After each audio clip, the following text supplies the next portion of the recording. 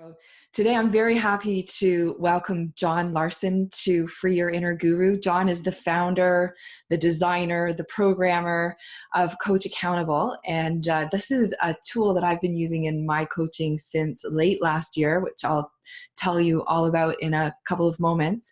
And then the more I got to know CoachAccountable and the more I became curious about John, I kept thinking he'd be a wonderful guest to have on the podcast, because one of our areas of focus is on the self-development industry, and coaching falls under that umbrella. And John has two goals that I find very, very exciting. The first is to make coaching better and to make coaching mainstream. So let's just jump in. And John, let's start talking about your desire to make coaching better and how you came across all of the things that happened that led you to saying, I want to provide a solution that not only makes coaching better all around, but makes it more accessible for the mainstream.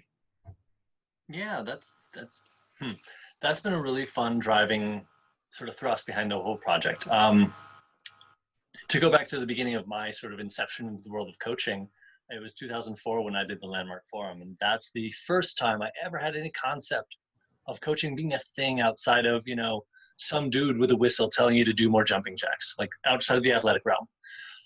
It was profound. It was powerful. You might say I was an A student of like the Landmark flavor of transformational goodness and coaching. I took to it like ringing a bell. It was intimidating as heck, but did all kinds of great breakthroughs. I'm like, this is amazing.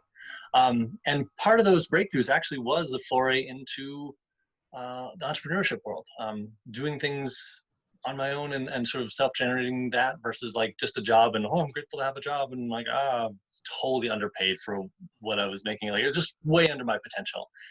And, to condense that a little bit, the entrepreneurial path was a bit meandering, but there was a crossroads where we wanted to sort of transcend, me and my partners, just trading talented hours for dollars, get out of doing contract and project work. It was great, but we wanted to see if we could create something that would scale more. And at the intersection of those desires, me being a programmer, being wanted to do something entrepreneurial, and me thinking that, and indeed my partners thinking that this coaching thing is amazing and it's underserved. The software that was out at the time, this was about 2008 when we were looking, was just kind of underserved, let's put it that way.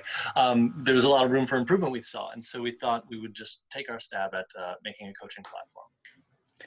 And so what did you see as the primary needs at that point in time in 2008?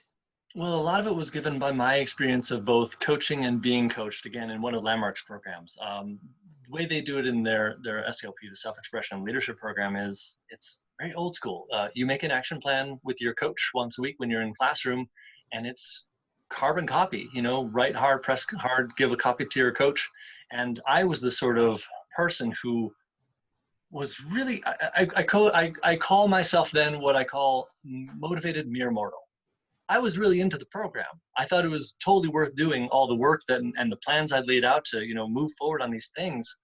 But I lacked, shall we say, the soft skills of actually bringing that coaching into my life. I would write my action plan, fold it up, and slide it into my notebook and promptly forget about it. There was no putting it in my calendar. I didn't know to have the discipline of like actually making room in my life to do these things that I really believed in were worth doing.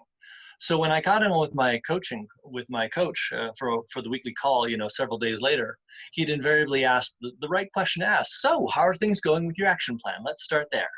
He's looking at the carbon copy of what I wrote a couple days ago. I am not. And I say, gee, what did I say I was going to do again? And that was how it went. And I was from this background of being a web programmer and, being all about technology as a way to sort of augment your brain.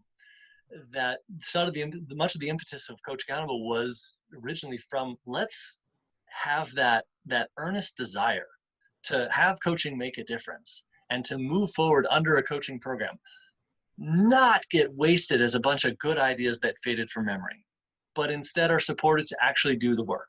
So the very first module of CoachAccountable I ever built was actions. Create an action plan. Why is this better than just pen and paper? Well, it lives online, so both you and your coach can see it at any time. Your coach can see what you have and have not marked complete. And you know what? Technology is really great at sending timely messages. So, setting it up so you can get a text or an email at the right time to say like, hey, remember that thing you said you were going to do in so many words? Yeah, don't forget to do that thing, and make sure you mark it complete so everyone knows and we got this record. It was that transformation of coaching from being all conversations and then whatever happens by, again, people like me, the motivated mere mortals who it's kind of a crapshoot what we do between now and the next call. Bridge that gap to have it actually be more reliably taken advantage of, so that the coaching doesn't seem like, well, that didn't work for me, but instead like, wow, that really worked. Look at all these great things I did. Hey, there's even a record of it. And it opened up, I would imagine, because this is a bit in parallel with my experience when I brought people on. The very first thing that I used, and the impetus for me to go to Coach Accountable, was that I made a trip to California in November, and I was carrying all these paper files of my client notes. And I was like, it's 2019 or 18 at that point. Who carries paper? Well, I did. And that was almost to add insult to injury, that I'm quite technology friendly. And I was like, there has got to be a better way. And in parallel to that, what would happen is that I would take all kinds of fantastic notes during the session. And then the session would go, and then I would eventually just fold up the paper notes and put them into my files.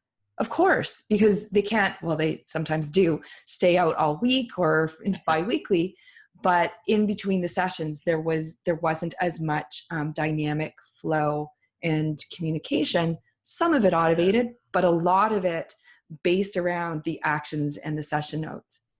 I have to excuse myself because I'm going to cough. So just hang on a second. But of course. I'll cut that out. So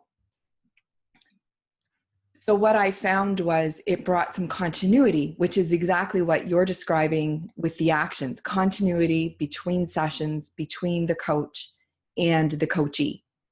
And so that's really, that's like what it does at its most basic, I find. And I know you had a couple of iterations of Coach Accountable. I'd love for you to share, how that all went down in sort of your entrepreneurial journey alongside this conversation. Yeah. We had a version 1, and we built that, and it looked really pretty, and it used a lot of cutting edge this and that, and the design was great. And we launched it into the summer of 2009, largely to crickets. Like, oh, I guess marketing's hard. Let's try some marketing stuff. And then Lee, one of my partners at the time, she and I actually volunteered to coach the self-expression leadership program that was happening in St. Louis that summer. And it was a perfect opportunity to do, it's a term of industry in software, eat your own dog food. As in, try it yourself and see if it's any good or not. And we ate our own dog food by saying like, hey, we're going to bring this platform that we made into our coaching. And it wasn't good. It looked great. At the end of the day, it was kind of like software that we made for other people without actually battle testing it ourselves. We wish we'd battle tested it earlier. When we battle tested it that summer, we're like, oh, but this is clunky for this reason, and nobody really wants to use it for that reason. There's still a lot of friction and all this stuff. We basically learned the hard way all the things we did wrong with version 1. So we actually scuttled it. We kind of lost steam and kind of had to move on to the next thing.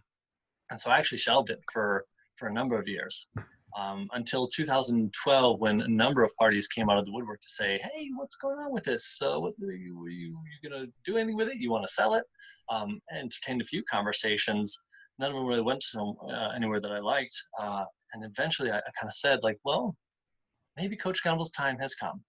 I'm 4 years older and wiser and a little less naive and a little more savvy. The smartphone revolution's happened, really. Apps have taken off as cool, and the cloud is no longer this esoteric thing that people don't understand. It's actually a well-known quantity that is wanted and kind of hot right now.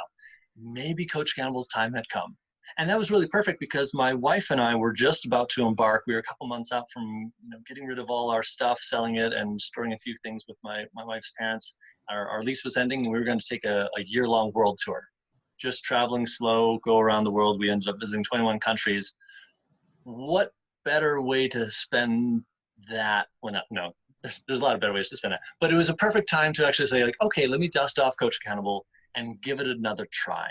Let me try making a version 2 and see if this one takes. Learning from the experiences of the past and benefiting from the wind in our sails called, like, hey, smartphones and apps are now cool, not just some weird thing for weird nerds and that sort of thing. So I gave that a try, and I did one of the really right things called actually use it as I built it. A buddy of mine, Tim, I sort of like coaching him with his own entrepreneurial doings, and he became and was willing and happy, thanks to him, to be my guinea pig for this, so that I got to use it and know sooner rather than later parts of CoachAccountable that just weren't good. And I got to file off the rough edges and actually make it a system that I really like to use, that I'm like, this is great, this hums. So that was the summer. And then at the end of August 2012, I'm in my kitchen, Cusco, Peru, at my kitchen table, and I hit the button and I launched version 2. And that was the beginning of CoachAccountable really working.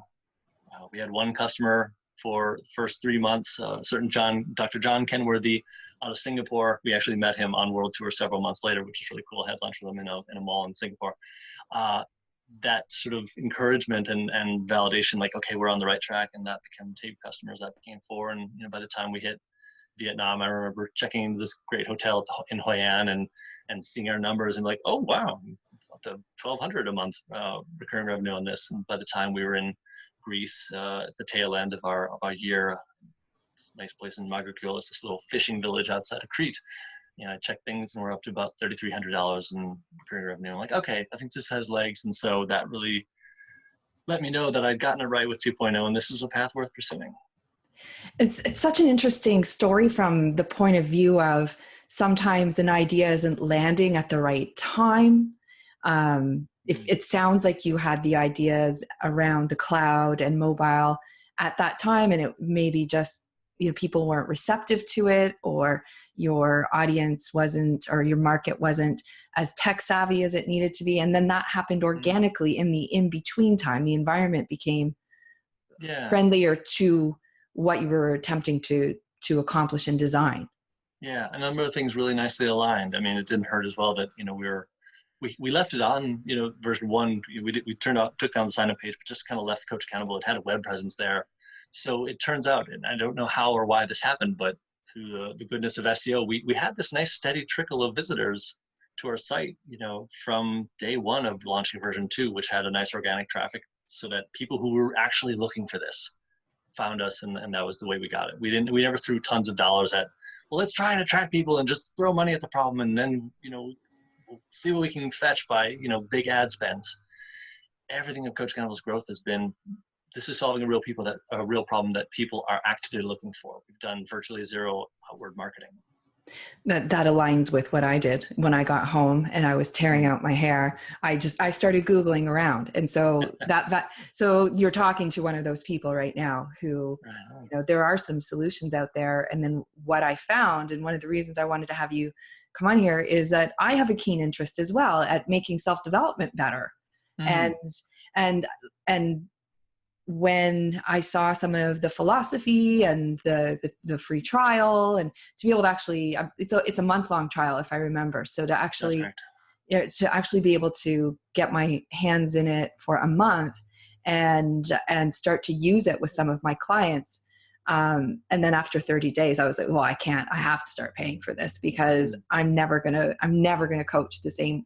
Well, my coaching hasn't changed, but how it's supported was transforming pretty rapidly, just with the basic needs of the session notes for one. And then as I got into the habit of, let's create an action for that.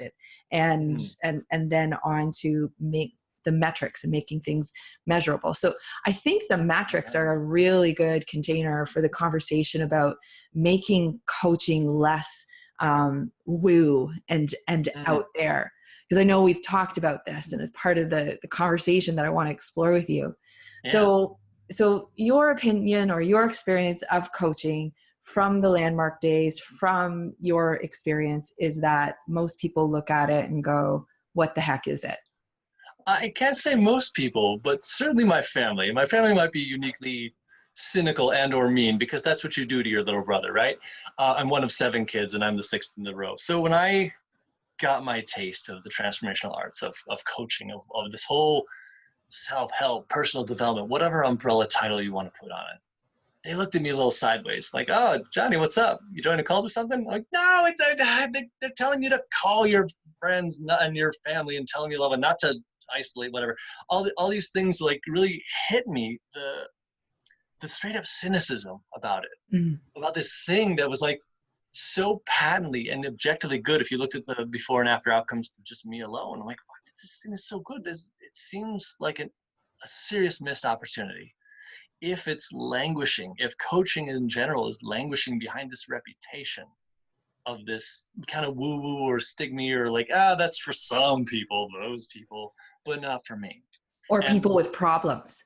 yeah. I mean, Right? Like the idea that there's got to be something wrong for you to hire a coach, which is not how anyone would think about it in the world of sport sports. or Yeah. art. No one's giving Michael Jordan crap about having a coach, right?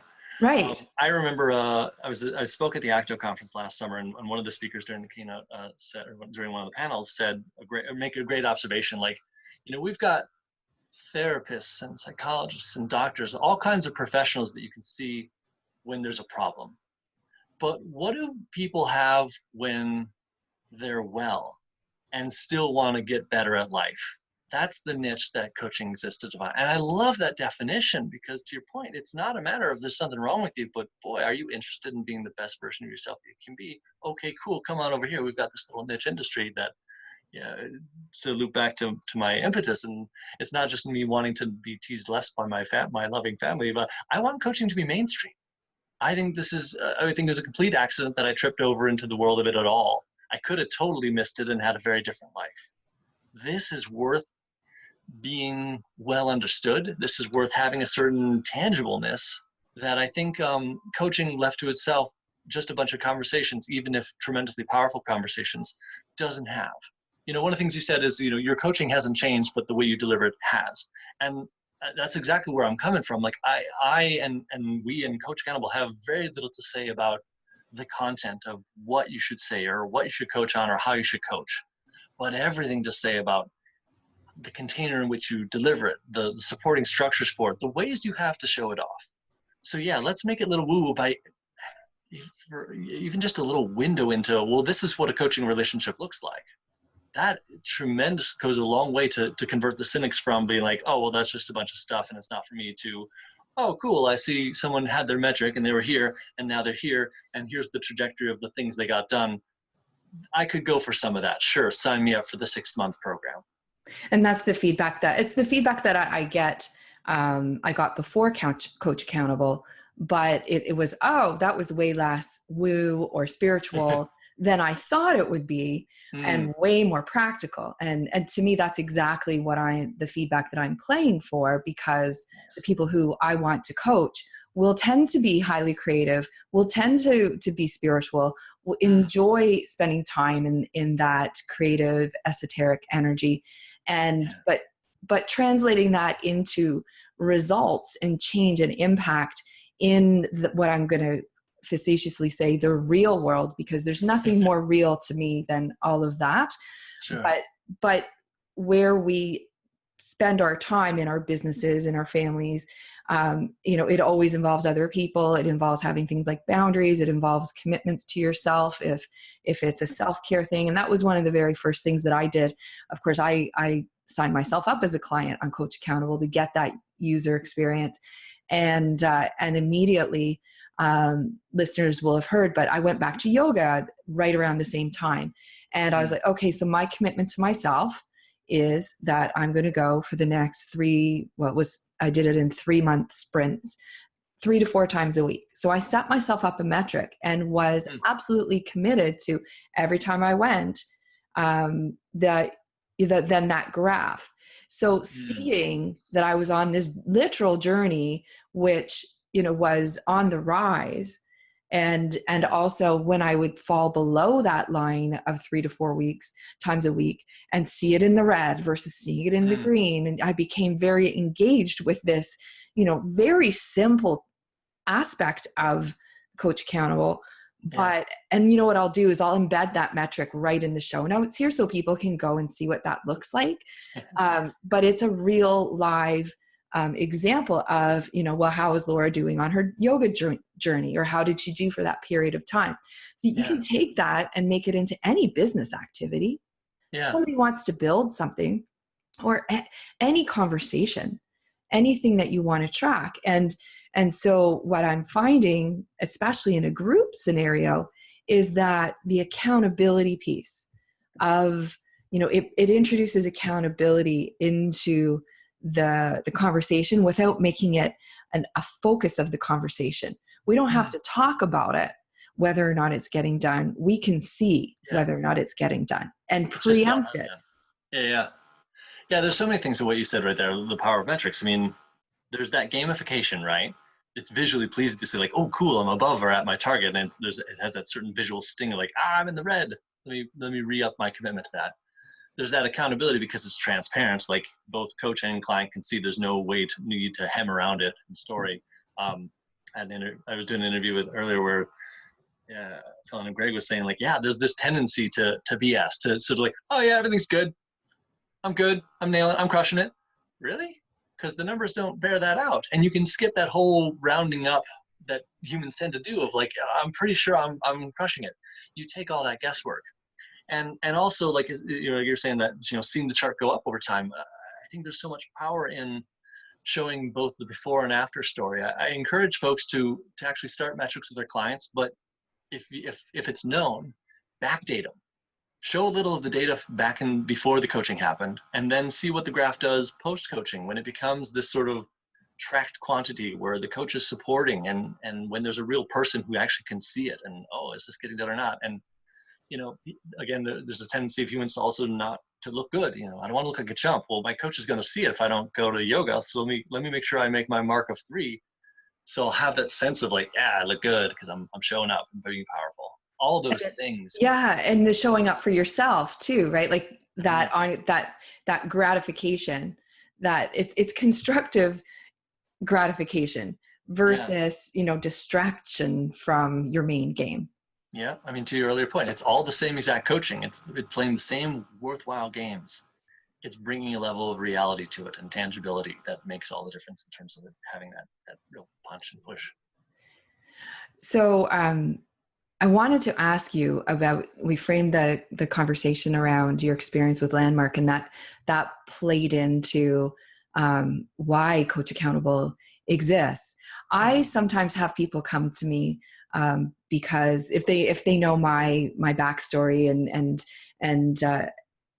know that I was involved with a very rigorous personal development program that in the end went wrong, but they will ask me, say my son or daughter is interested in Landmark, and what do you think? And I've never done one of their programs, but my sense is that it's very, very similar, pretty deep, belief breaking concept. Did you ever have a time where people were looking at you in that program and thinking, oh, this is kind of culty, or this is weird and different? And how do you handle that? Because I think what happens is people get really excited and they start to proselytize, and they want it's working really well for, I did the same, for the program I was in, and wanting to share it. And then, it is not for everybody. Yeah, I agree. Yeah, there's definitely some of that, I mean, Landmark, if you've ever done it or had a friend who's done Landmark, sometimes they won't shut up about it. And I was that guy because it was just so good. And I think that unfortunately has the sort of backfiring effect. And that's, again, like I said, it's real missing for it to be sort of misunderstood like that. When I say it, I'm talking about Landmark, but also any sort of personal development thing. It's genuinely good, great.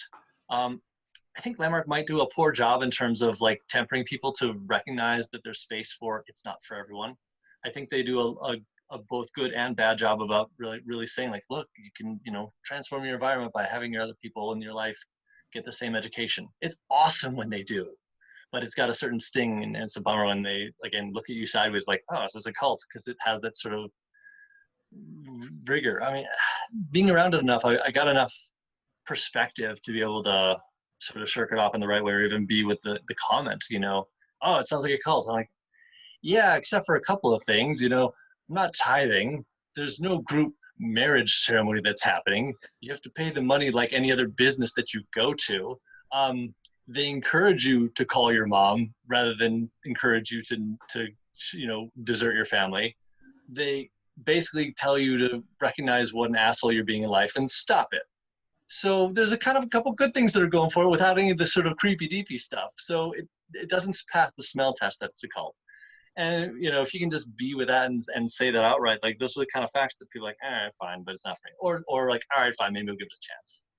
And then, I think part of that impetus is like having been in that place where I'm like, oh my God, Landmark, I should do Landmark.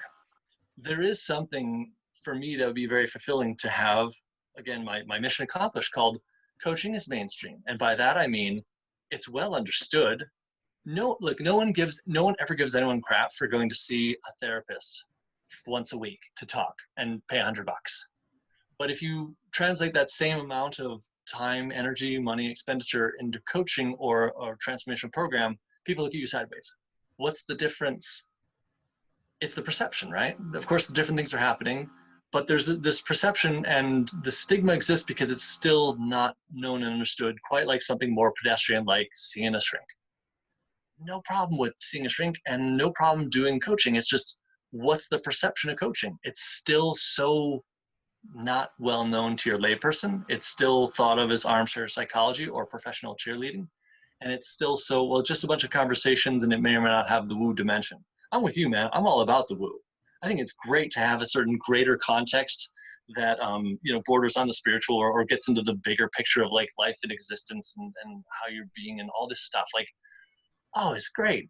But as a culture, it's not a known quantity. So anything that can help lift the veil without requiring someone to take the leap and become one of those people, let's shirk that. CoachAccountable. Let's make coaching tangible and real and results based. I think if we can get to the point where even the most hard-nosed pragmatic bean counter can look at the outcomes of any given coaching engagement and be like, well, yes, that just makes sense. Oh, we're in a good place. That means coaching is being responsible for how it's perceived and being responsible for demonstrating that it's not just a bunch of conversations to make you feel good. Coaching has the power, but can we do the work to bring it to that tangible realm where the layperson and even the least woo person can be like, oh yeah, that just makes sense. I love the idea of making the coaching relationship more tangible. Then it becomes easier to speak about, because as much as and using myself as an example, I would spend all my time, just thinking about consciousness and where do we come from and how are we all connected and how do the spiritual laws work and how are they at play in my life right now. And I spend a lot of time there, but I also love business. And and the very tangible aspect that in the presence of a coach, results should come faster. Or right, like that is the basic premise. I just read a book on the weekend called The Prosperous Coach, and that was one of the principles that was in there. And there's a very simple graph. It's really well illustrated with these graphs. And one was, here's the progress. And it wasn't showing progress in terms of flat. It was on a, what you would look like an organic, slow growth. And there's nothing wrong with that. Yeah. But then it was like, so that's the default. That's where it's going to be by default. Here's where it's going to be with the support of the coach, because there is something about the conversation, and that does elevate, and depending on the type of coach you're working with, whether it's, internal beliefs, that at some point it all comes down to beliefs, but sometimes it's skill and awareness. But everything starts with self-awareness, being able to like get out of yourself and over yourself to be able to get into, aligned action. So I think that's such a powerful combination. Bringing the woo things or the spiritual things or the consciousness things into business. if you can bridge that gap, it's just one supercharges the other. That's where I like to play, right? Like Yeah. I look at it as, I was just at an event last night and there were all kinds of coaches there. And some of my friends were like, Laura, there's so many coaches. I'm like, yeah, yes, there were. And that used to trouble me as a coach, in a more competitive mindset.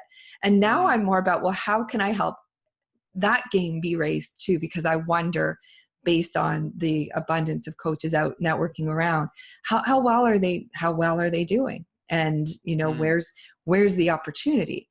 And the opportunity could be in introducing a podcast with somebody like yourself. And because there's nothing that will help coaching become more mainstream than there being a lot of super effective coaches around. Yeah, you elevate coaches in general and their effectiveness, then you elevate what people perceive. Like, oh yeah, that's a good idea. Versus, we tried that, it wasn't so good. I was at a conference and one of the guys gave a talk where it's almost disingenuous to do the 2-day conference and everyone's like, ooh, rah, rah, and everyone, going into a company and doing the big seminar and the training and the coaching, whatever, without a sustained thing. Because everyone's like, yeah, it's so great, we're all pumped. And then the next Monday comes around and it's business as usual. By 2 weeks later, it's all forgotten. And if you, as a coach, can give them that you rah rah moment, but also structures that will have them apply it and have it become a sustained change versus a good sugar pill type effect, then you become the real deal. And again, even the most hard-nosed accountant can see it. And they'll say, like, instead of saying, yeah, we tried that once, it didn't work, they'll say, that was wonderful. Yeah, get in for the new crop of hires that have come on board in the last 2 years. Let's do this. Yeah. And then that's the difference. Because I see it. I give a workshop and you and Morgan know, because I ran my last workshop in CoachAccountable alongside the actual day-to-day workshop. And part of the attraction to doing that was that it's more than a day's content, but I've been offering it as a 1 day plus some following Zoom sessions so that the concepts get integrated. And because I've had that experience and I don't go to many workshops right now. I will do more in the future, but for a long time there, I was going here, there, and everywhere, doing, the week-long transformation workshops. And it just so happened that at that point in my life, this is when I was consulting in the automotive industry and it was the recession. So I really had to stay in that space of alignment and awareness and the positive aspect of what I was learning in my transformation, because otherwise everything was just falling apart all around me. And so being able to bring that back to my clients at the time, it still looked very much like, helping a service department in a car dealership do business better. But they all knew that there was a change going on with me, and I was bringing back the coaching skills that I was picking up at the same time and integrating them. And ironically, I hadn't thought of this until now. I was using Excel spreadsheets to generate these very metric-like visuals for them to see, here's, because I knew I had to, or else I would start to be seen as an expense, not something that was adding to the business in a time where their revenues were generally down, but not down nearly as much as their counterparts who were not receiving that ongoing, support. So I think that's part of why I view business as my modality. Yeah. But at the end of the day, it's coaching. Like the very effect, you take people to where they are, they're uncomfortable and restricted and running into challenges, and then coach them beyond that point. Yeah, that's the space where something new is, right? And you're being responsible for addressing what I think is a very, I don't know if fundamental challenge is the right word, but it's an easy one to lose track of, which is being responsible for demonstrating your value. If it's just conversations, that's going to be tricky. If it's just conversations plus a satisfaction survey at the tail end, okay, a little better, getting there. If it's real numbers that, again, paint a before, during, and after picture, wow, now you've really got sort of unimpeachable proof that this is worth doing. You're finding power in doing a biz dev program that is infused with the magic of coaching called Let's Get Deep into Who We Are as Human Beings to sort of have breakthroughs that way. Yeah. And accompanying that along with very very practical, tangible measures. And that's I think one of the reasons why I wanted to have you on here is like to raise awareness around, hey, this is, as we're having the conversation, people are getting to hear about a little bit about how I coach, which I've never done before on here, so that's kind of exciting. Cool. But also be able to see that, this is nothing to be shy of, and that there's people like yourself and me out there that want you, the listener, to engage with a coach and have an experience with a coach who is continually, or coaches who are continually looking to improve, to be creative, to serve, and ultimately make the world, it's such a cliche, but make the world a better place. That's the impact. That's the core desire of the coach a lot of the time. And it's usually based on lived experience and something that they've learned. But to bring it into such a tangible, measurable way without taking, dare I say, the magic of the coaching out of it. Yeah, I don't think they're exclusive.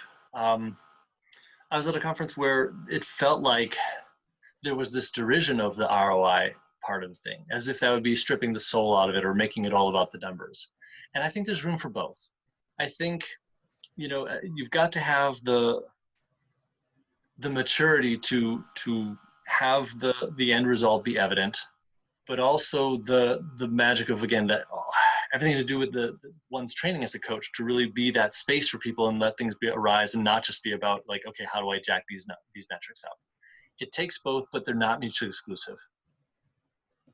Do you find, what do you find most coaches when they start using CoachAccountable? What do you find that they are most excited about? Wow, that's a really tough one. We only hear from people who reach out to us, because as you know, the app is totally self-serve. So if you never drop us a line, you're off to the races and doing your own thing, and we'd love to help you. But if you don't ask, we don't know, and it's all your business. I actually just had an email from someone yesterday, said, like, I just wanted to send you a note of thanks. I've got 1,600 or 16,000 hours of coaching and consulting under my belt, and I wish I'd found this a decade ago. And I keep finding things that are delightful, which I think is crazy bonkers cool. I'm like, I realize he's in Denver actually, so he and I are going to get into the studio at the end of this month and riff and just do an interview, because I'm like, we've never talked, but I'd love to talk to you about that. Like, if you want to come from that and that kind of perspective, let's riff on camera and see if anyone learns something cool from it. They probably will. So I don't know what he's going to say yet, but I suspect a lot of it has to really do with those bread and butter components. Track some metrics, so it's not just a fresh number of, what is it right now, and maybe you remember what it was last week. Make an action plan so you can see what's done and what's not, plus this growing record of, hey, cool, look at all these things I did over the last 3 months. Take and share session notes so they're not just living in Laura's folder, but instead like a nice record that becomes this growing treasure trove of insights and wisdom that your clients can, pop into at any time, and you as coach can also see and review the arc and incidentally prepare for your calls, within about 5 minutes time. Those bread and butter features just cover so much ground in terms of bringing a dose of, more tangible, tracked reality and something to show for it. It's not to say you don't have something to show for great coaching conversations, but if they're actually captured and the results and the doings of it come out of that, oh boy, you've got a huge bunch beyond just memories of conversations.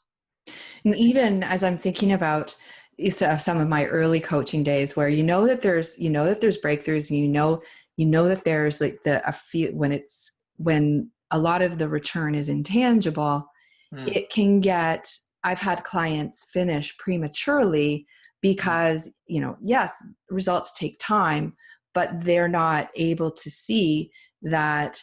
Either when they came into the coaching conversation, they were feeling one way. When they left, they were feeling another way.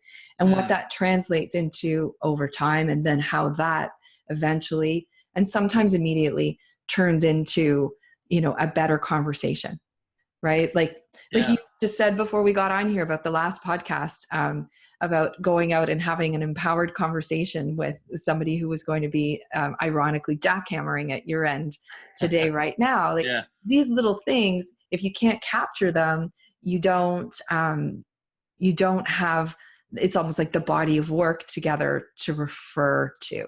Yeah, it almost disappears without that capturing. I mean, like you said about when someone comes in feeling a certain way and they end, maybe even prematurely, the engagement with you a different way. There's a great structure that I recommend to folks in coaching. Well, you say you can't measure a feeling, right? We all know you can't measure feelings. True. But I tell you what, you can make a metric, like how do you feel about your life on a scale of 1 to 10?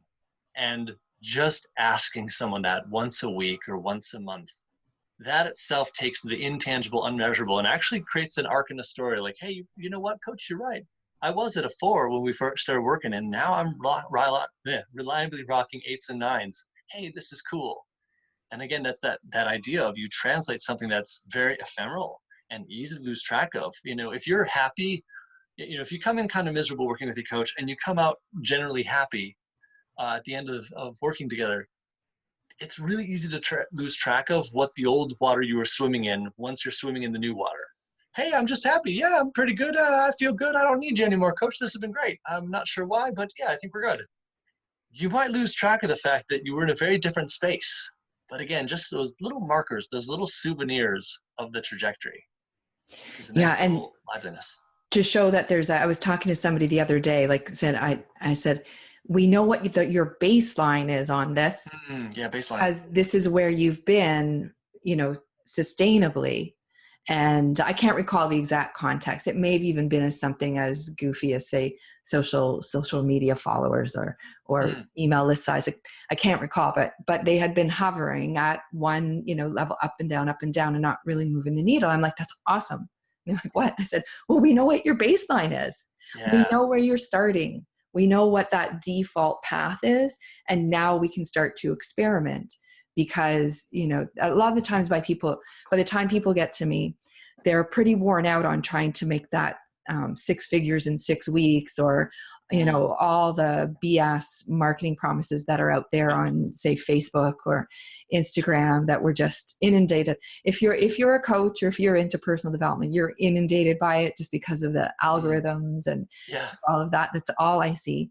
And they're pretty worn out. And then it's like, just like my own path, it's figuring out what works for you. What is it with you that resonates?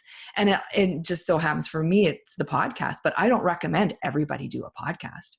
A, it's too much work. B, it may not be the right fit. It may not be the right resonance. And if you don't have that, if it's not connected to your core values and your story and your impact, you just get burnt out trying to do what you think everybody else is doing to be successful. Yeah. And this is one of the reasons why I think this platform is even powerful in and of itself. Is I'm so excited that, I'm doing a summer of self-care, and I'm not going to be sending the people who are participating into a Facebook group, the land of distraction and marketing and everything else. They're going to be actively working in CoachAccountable, where it is just that coaching environment. And one of my things I say all the time is environment always wins. And I've noticed immediately with the first groups that I've taken through that the environment is way better. Wow. What do you, because it's cleaner. Yeah. And I'm focused on the work itself versus Facebook pushing you ads on the side. Yeah. Yeah. You have some opinions around Facebook and business. Let's explore that, because that's a conversation that we stuck a toe in the water in. Sure. I don't like Facebook. I kind of hate Facebook. The good people at Basecamp actually, put a little post out with a nice little Photoshop sticker of like a Facebook free company, where it's like the little thumbs down icon and it's green and a little arrow behind it, and what it is to be a Facebook free company, and just say like, look, we're not going to traffic with a business that's done all this spooky stuff with your data and basically making you the product to sell to advertisers. So we're not going to have a Facebook group. We're not going to have a page on Facebook. We're not going to have sprinkle our own pages with like buttons and all that other stuff. And I think that's awesome. It's just such a turnoff in all things. The algorithmic feeding of a reality that's sort of, bubble tailored to whatever you want, where it's tuned to amplify things that give you shock value and an engagement of like whatever. I think it's a toxic environment, and I want nothing to do with it. And I against that sort of highly opinionated thing, which apparently is coming into more vogue, but whatever. I think yeah, Facebook groups are nice, or are sort of this weird place, and Coach Accountable groups are a nice respite for that. If you want to do serious work with people, and to your point of a cleaner, saner environment, yeah, use a Coach Accountable group. I find that I have some unexpected peace of mind around that, because when I think of the things that people, and I'm in a number of Facebook group with a number of coaches and communities, and I have a Facebook group, but but for my coaching and my paid, I'm not ever going back there. And doing that, and it is and experimenting with this last round of this group in Coach Accountable, I saw that their engagement was way higher than the previous baseline, and my peace of mind came from that. You know, if they were filling out a worksheet, or they were filling out a post and disclosing something that is fairly personal, that it's staying within this environment that is just purely about the coaching. The only people that can have access to it is me and you, the client. And they're not going to see any ads about something that they were just bearing their souls to with the group. Yeah. And that, to me, that's more in, that's puts me as the professional in more integrity. Right on.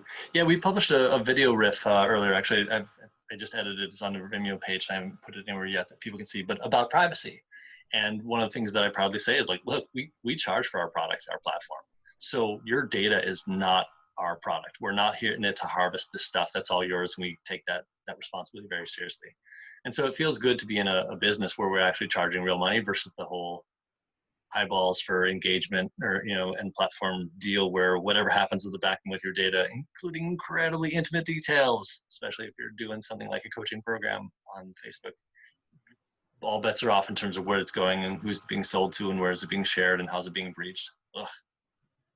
Yeah, way better. And I'm glad I'm also seeing sort of trends away from it. And it's not, I haven't brought it up just to be critical. I just don't think that a lot of people are aware that there's an opportunity.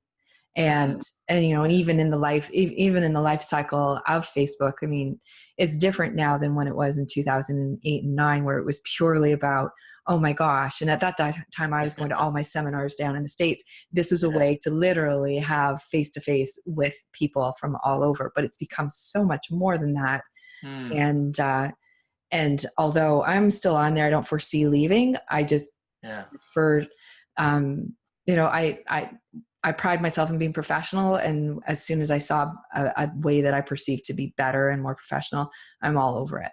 And yeah. And that's why I wanted to have you on here, because, you know, it's interesting. Maybe 4 or 5 years ago, I would have been like, oh, I'll keep this thing to myself, and it'll make my coaching better and me.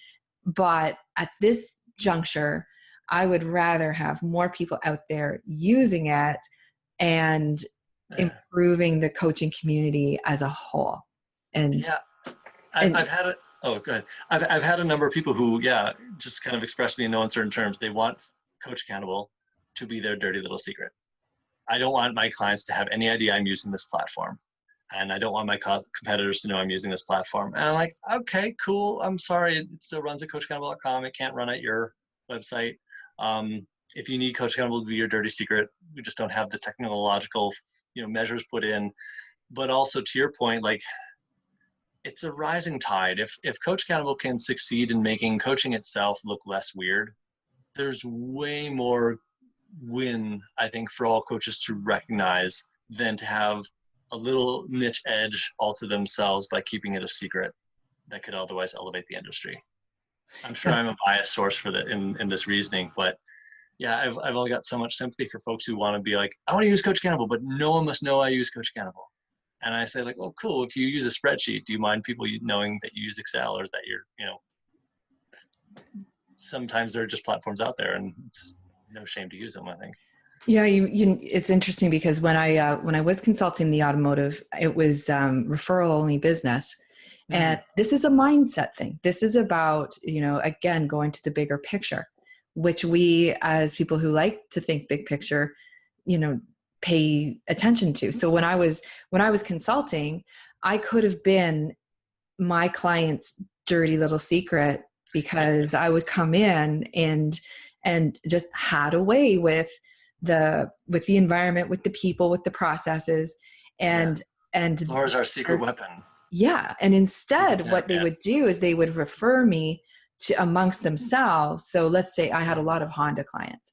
So they would refer me to, because most people think that the competition for the Honda dealer is the Toyota dealer across the street. And yes, that is true, but it's also the Honda dealer across town, right? Because, they're all owned by different franchisees or auto groups. So I was so fortunate in that the people that I tended to work with were, dare I say, bigger minded. And they felt that if they elevated the brand, then they would collectively do better against, in competition with that, say, Other Toyota, brands. with other brands. And it got a little murkier when I worked with groups that had different brands, but still, it was a much more collaborative environment than you would ever anticipate. Now, they were probably not the majority, but they're also some of the most successful people that I know. So I follow that example in framing up, how do I look at business? Are you in a competitive environment or mindset, or are you on a collaborative, creative plane? Because way more good stuff happens up there. I've noticed that exact same thing. Another video riff that I, again, really should publish. It's on Vimeo. It's about our competitors. And it's, actually, it is on the blog. 6 years later, we're still intentionally oblivious to our competitors. They're doing their own thing. They're doing great work to forward the coaching industry in the ways that they see how, just like we are. They're not an existential threat. We don't really care what they're doing. God bless them. We don't have to eerily, eye them with a jealous eye of oh, well, they released this feature, so we need to too. Nah, man, we're all just doing our thing to make coaching better, and it's all good. That mindset is so much more freeing and happy and healthy for me as a creative building this platform than it would be were I to be in the sort of well, let's keep up with the competitive analysis. Who's moving up and who's doing what and da-da-da. Oh my God, it's such a suck on mental bandwidth and energy. Oh, so draining. It doesn't pay a net dividend. Versus being heads down in your own world, doing the best work you can do with what you got. That's where it's at. Way more than worrying about what someone across the street's doing.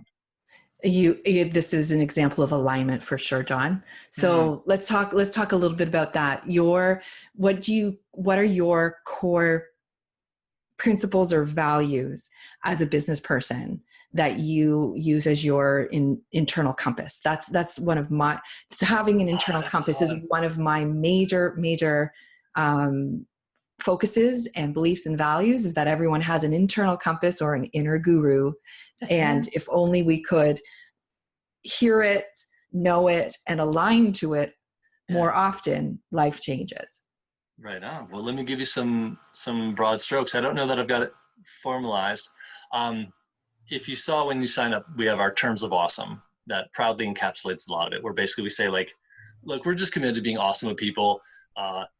If you cancel your account and we can tell you haven't been in there for 3 months, we're going to refund you all 3 months because we don't care. I mean, if we had some investors breathing down our neck looking to get their ROI or something like that, that'd be a big no-no. But you know what? It's my company. I can break the rules and do whatever I think is the right thing to do. And it gives me such joy and bliss to just be unreasonably awesome with people wherever I can. Not caring about the competition, be awesome with people. What other thing? What is it? I had 6 things come to my mind while you're teeing up this question. Let me think here. There's something so fun about just being a heads down real person. Just be a person about this. I had someone chat me hey, is this the founder? I'm like, yeah. He's like, well, it looks like you're a little bit of a small company if I can chill this chat with the founder. I'm like, okay, cool, whatever. I can't buy market research this good than to actually interact with and chat with the people who are using my platform, who are curious about my platform, being so hands-on and available and eschewing any sort of sense of title and rank or well, I'm too big for that. I let my underlings deal with that. It's super fun to just get on a support call every now and then just to do that. We had a Capterra review come in over the weekend from one of our longtime fans, and Jenny said that I love the platform and da-da-da, and in cons she said, hey, it would actually, one thing that's kind of inconvenient, when you export a whole client's record, comes down as a whole HTML file, but the actual files that have been uploaded aren't part of that. And I wish they could be done that, but I keep good records anyway. So I just, that's the only thing I can think of. And I'm like, you know what? That's a good idea. Let's do that. So I spent a Monday afternoon, a couple hours, and actually built a little download all files so that you can, in addition to their record, the whole flowing stream of conversations and notes and metrics and all that, you can download whatever files were uploaded to their account as well. As a nice little zip file, and I just added that, and I just posted that as a comment on the Capture review, like, "Hey Jenny, thanks for being a fan, and you know what? That's a good idea. Hit refresh. It's now there." Who does that? Like, it's so fun to. I don't think anyone, because when I deal with other software companies, I feel like anytime I make a feature request, they say like "duly noted" with a form email, and that's it. And we'll wait till we've heard it X number of times before we investigate. Yeah, I mean, I kind of have a policy of that. If I'm not immediately sold that it's a good idea, I wait for resonance, and when I get resonance, I'm like, okay, maybe it's time, and put it in the priority queue. There's another thing. Oh yeah, so much of how I run my business feels like almost this expression of the avenging angel on my shoulder, who's pissed at any other company that I've dealt with that they weren't willing to be people about it. There's so many instances where you ask a question, and you get a form mail. Response back that, the subtext is almost like, wait, did you just tell me to go fuck myself? I'm sorry. There's so much of that that's just like, wait, why can't you just be a person about this? And would it kill you to X, Y, or Z? And now Coach Accountable and how I do customer support, and again, I wrote up most of this in the terms of awesome, is a way of just kind of thumbing my nose at how other people do it to be like, this is how I would want to be treated. Let me do that. And it works really well because the joy and juice that I get from doing that is worth all the refunds that I give when people like canceling. Oh, let me just give you your money back. You're good. Oh, you just canceled this morning, or you canceled today, and your payment went through yesterday. No need for you to have paid for this month. We're good. Go ye forth, and all the best with your coaching going forward. Like, it's just fun. I feel like a little kid who's kind of breaking the rules, and like, some authority figure is going to look in at me and be like, John has been squandering the company's money. And there's no such thing. There's no one above me. It's just my own company. No oversight committee. There's no oversight committee. So I can be a person about this all day long, and it's super fun. That's awesome. Well, I want to thank you so much for coming on here. I love speaking with you. So it's a great way for me to get to spend some time with you outside of the support queue. And it's such a treat to be able to, it's such a treat to be able to talk shop. Yeah. And talk industry too. It's and it's also helped me to see through the lens of Coach Accountable some parity between how I was before in my former business and now. So it kind of it speaks to what you were just saying. You're showing up as yourself. People don't change. Coaches don't change. A tool shouldn't change the way that you operate. And I think that's one of the reasons that I've more or less become an evangelist for Coach Accountable, is because it's allowed me to be even more creative with the work that I'm doing. And not only does that make coaching better, that makes me a better coach, because I get to actually implement some of these fleeting ideas that otherwise would just stay up there in the ether. So this is a great opportunity for me to express gratitude to you, to encourage, if you're a coach that's listening, or if you're being coached, and or if you want to be coached, have no hesitation about contacting me through the website. But I will leave links to Coach Accountable in the show notes, and go back and find some metrics to post, because I think it just really works to show with a little bit of transparency some of what this looks like, so people can get an idea that, coaching is way better than I thought, or more awesome than I thought it would be, and to help bring it into the mainstream, which is a goal that I share with you. So thanks so much. I'm so grateful for your time and energy. Right on. Laura, it's been an absolute pleasure. Thank you so much for having me.